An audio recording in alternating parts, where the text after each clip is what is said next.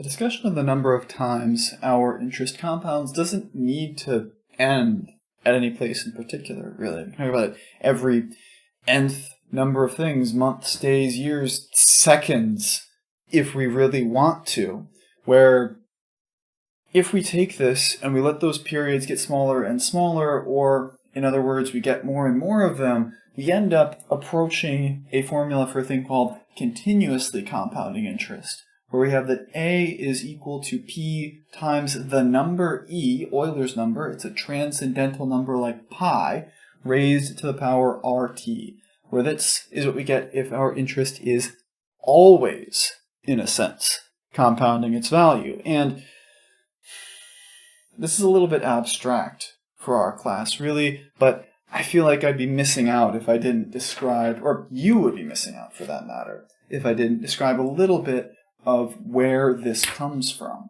So let's say for ourselves that we're dealing with the formula for compounding interest with some number n periods, an initial investment of $1, and an interest rate of 100%. It's a bit silly, but we'd end up with something like that. And if we want to describe how that thing behaves for more and more common occurrences of that value n, we could start by looking at yearly compounding, so n equals 1, where we would get that a is equal to 1 plus 1 over 1 raised to the power 1, which is a really stupid way of writing 2.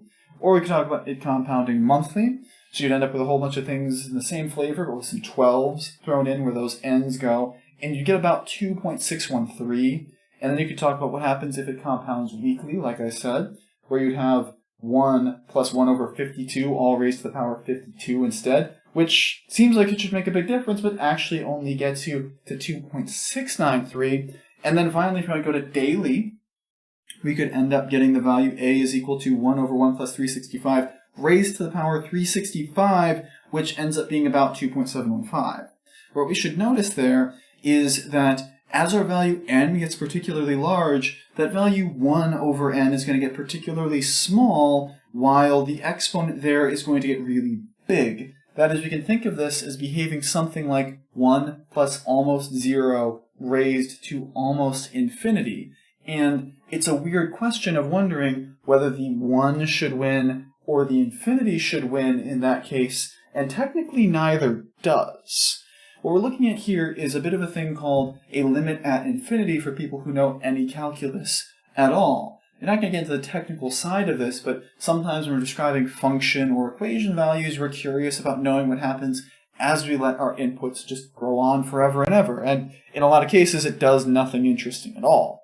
Something like y equals x, that just keeps going and going and going and going and going and going. It's the Energizer Bunny of functions. It never stops. It never really changes. It just does. But something like this, we can see that it seems to be slowing down. It seems to be heading towards a value. If we keep putting in larger and larger values of n to see what that thing does, it actually gets closer and closer and closer to a value about 2.7.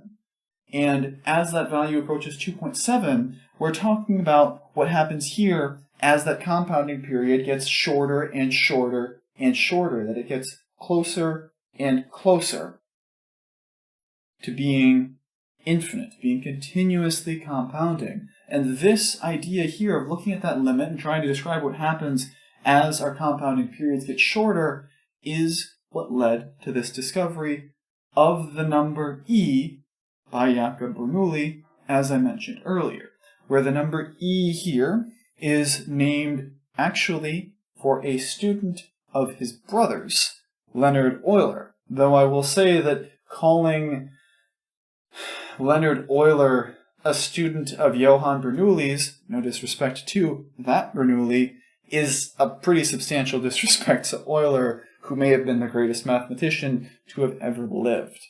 But anyway, that's where this value here comes from for the context of continuously compounding interest.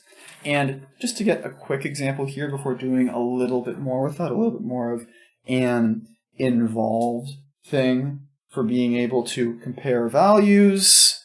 If that native tribe had been able to make their investment instead with continuously compounding interest, they'd still have that initial of 24, but now, instead of talking about 1 plus r over n, we just have e raised to the power r, in this case, 0.05, times the number of years here, 395, which ends up giving us a value of 9,446,000,